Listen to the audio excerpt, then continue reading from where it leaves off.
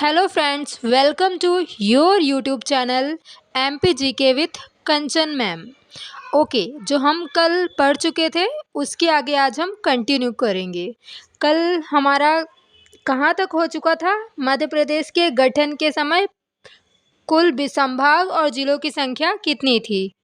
आज हम उसके आगे कंटिन्यू करेंगे। चलो स्टार्ट करते हैं। मध्य प्रदेश में कर्क रेखा कितने जिलों से गुजरती है? Option number A 14। कर्क रेखा से रिलेटेड कुछ फैक्ट। मध्य प्रदेश में कर्क रेखा 14 जिलों से गुजरती है।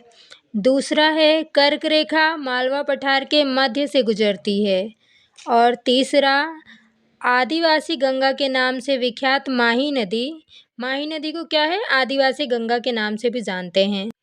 माही नदी एक ऐसी नदी है जो कर्क रेखा को 2 बार काटती है, एमपी में भी और इंडिया में भी।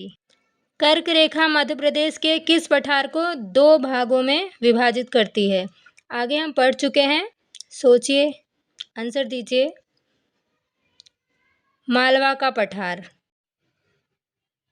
मध्य प्रदेश के किस जिले से कर्क रेखा नहीं गुजरती है? इंदौर। आइए चलिए देख लेते हैं कि मध्य प्रदेश में कर्क रेखा किन किन राज्यों से गुजरती है। रतलाम हो गया, उज्जैन, शाजापुर, राजगढ़, सीहोर, भोपाल, विदिशा, रायसेन, सागर, दमोह, जबलपुर, कटनी, उमरिया, शहडोल। जहाँ से नर्मदा नदी एमपी को काटती है वहीं से कर्क रेखा भी उसी प्रकार मतलब बीचों बीच जाती है। अगर आपको मैप में समझाना है तो बताइएगा, मैप में भी समझा दूंगी।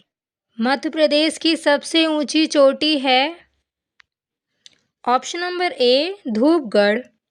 जो पहली बार चैनल पर आए हैं पिछली वीडियो भी देख लीजिए, कंटिन्यूटी मतलब पीछे क्या पढ़ा है उसके आगे ही हमने कंटिन्यू किया है। सारे क्वेश्चन फैक्ट ऐसे ही सीरीज चलेगी। और ऐसा नहीं है कि एक बार करवा दिया फिर दोबारा होगा नहीं, मैं उसको 50 बार रिपीट करूँगी जब तक आप लोगों को याद नहीं हो जाएगा।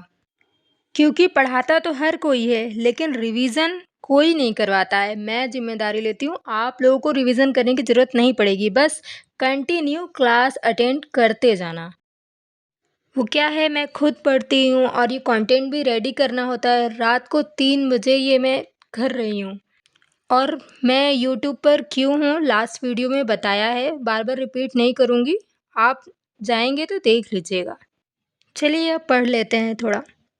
मध्य प्रदेश की सबसे ऊंची चोटी धूपगढ़ है। सतपुड़ा पर्वत की सबसे ऊंची चोटी भी धूपगढ़ है। मैकाल श्रेणी की सबसे ऊंची चोटी अमरकंटक है। राजपीपला श्रेणी की सबसे ऊंची चोटी चूलगिरी है। बुंदेलखंड पठार की सबसे ऊंची चोटी सद्भावना है। मालवा पठार की सबसे ऊंची चोटी सिगार है। विंध्याचल पर्वत की सबसे ऊंची चोटी सद्भावना है और गुडविल भी बोलते हैं। सिगरौली एवं अलीराजपुर में सूर्योदय के समय विचार कीजिए एवं सही विकल्प चुनिए। तो ऑप्शन नंबर सी, सिगरौली में सूर्योदय के समय आधे घंटे पहले होगा। सूर्योदय आधे घंटे पहले होगा क्योंकि पूर्वी और पश्चिम भाग में 34 मिनट का अंतर आता है, इसलिए। सूर्योदय से रिलेटेड कुछ फैक्ट, जैसे एमपी में पूर्वी और पश्चिम भाग में 34 मिनट का अंतर रहता है और मध्य प्रदेश में सिंगरौली में सूर्योदय आधे घंटे पहले होगा इसलिए, और अलीराजपुर में सूर्यास्त आधे घंटे बाद। देखिए मैं पढ़ा तो रही हूँ पर हर संडे टेस्ट होगा, ऐसा नहीं है कि रिवीजन नहीं करवाऊँगी।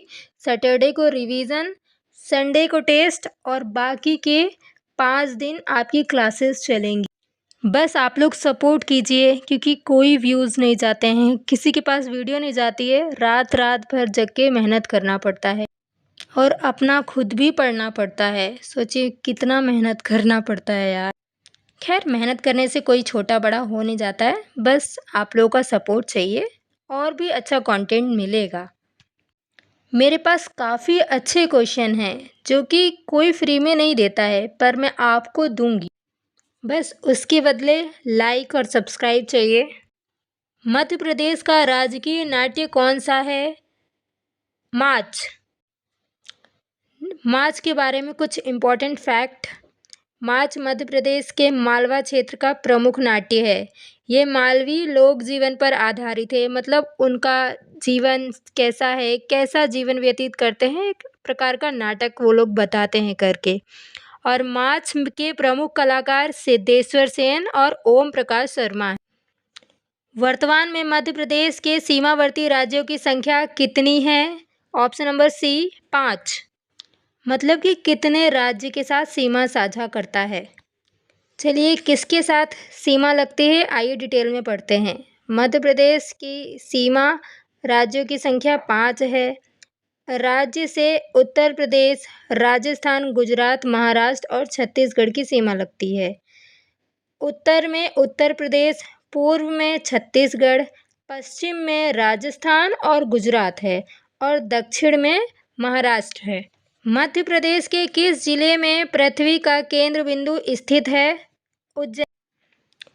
आपको इसके लिए हर कहीं भटकना पड़ेगा। मैं आपको क्वेश्चन करवाती हूँ, उससे रिलेटेड कितने भी क्वेश्चन बन जाते हैं एक साथ लाकर दे देती हूँ, क्योंकि मैं भी पढ़ती थी, हर जगह भटक भटक के मुझे नोट्स बनाने पड़ते थे।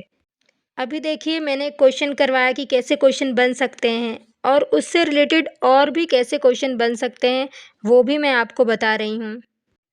बस पढ़ने की देरी है, पढ़िए, सब कुछ ठीक हो जाएगा। आइए इस क्वेश्चन से रिलेटेड कुछ इम्पोर्टेंट फैक्ट।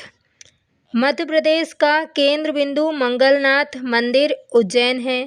भारत का भौगोलिक मध्य बिंदु मनोहर गांव करौदी कटनी में है। और अखंड भारत का केंद्र बिंदु बरसाली बैतूल से है। देखिए मैंने तो ऐसे याद किया था, सी यू, जैसे कि केंद्र बिंदु हो गया और यू उज्जैन हो गया और ये भौगोलिक हो गया, और सी यानी कि बी मतलब भौगोलिक और सी मतलब कटनी, और ये इसका याद किया था बरसाली बैतूल। तो अखंड भारत, ए से अखंड भारत और बरसाली बैतूल ए बी ऐसे। मध्य प्रदेश में राजकीय मछली कौन सी है? महाशीर। आइए इसके बारे में कुछ इम्पोर्टेंट फैक्ट जान लेते हैं। वैज्ञानिक नाम टोर प्यूटीटोरा है, प्रजाति टोर है।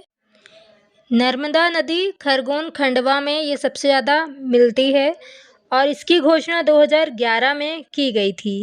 विशेषता है कि बड़वाह में महाशीर प्रजनन केंद्र स्थापित किया गया है।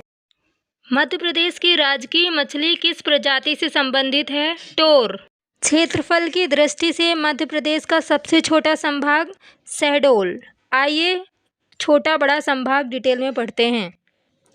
क्षेत्रफल के हिसाब से भी सबसे छोटा संभाग शहडोल है और जनसंख्या के भी हिसाब से शहडोल है, और क्षेत्रफल के हिसाब से सबसे बड़ा संभाग जबलपुर है, क्योंकि वो सबसे बड़ा उसका क्षेत्रफल है, और जनसंख्या सबसे ज़्यादा इंदौर में है, तो सबसे बड़ा संभाग जनसंख्या के हिसाब से इंदौर है। मध्य प्रदेश के कौन से जिले 2 राज्य को स्पर्श करते हैं? तो शिवपुरी भी हो गया, बालाघाट भी, और अलीराजपुर भी हो गया। रीवा नहीं करता है। आइए जान लेते हैं कि 2 राज्यों से सीमा स्पर्श करने वाले जिले कौन कौन से हैं। देखिए आप लोग चाहते हैं कि ये चीज़ें समझ में आएँ कि कौन जिला कहाँ पर है, किस दिशा में है, किसको स्पर्श करता है, तो प्लीज़ एक बार मैप डिटेल में पढ़ लीजिए एमपी का, नहीं तो बताइए, मैं आपको एक क्लास में डिटेल में अच्छे से समझा दूँगी। ओके, चलिए पढ़ लेते हैं। झाबुआ गुजरात व राजस्थान की सीमा से स्पर्श करता है, 2 सीमा को स्पर्श करता है, और मुरैना राजस्थान और उत्तर प्रदेश को स्पर्श करता है। शिवपुरी उत्तर प्रदेश और राजस्थान को करता है। सिगरौली उत्तर प्रदेश और छत्तीसगढ़ को करती है। बालाघाट छत्तीसगढ़ महाराष्ट्र, बालाघाट तो आपको पता है कि दक्षिणी एरिया में है, और अलीराजपुर गुजरात और महाराष्ट्र को स्पर्श करता है। और ये किस साइड है बताइए कमेंट में ज़रूर।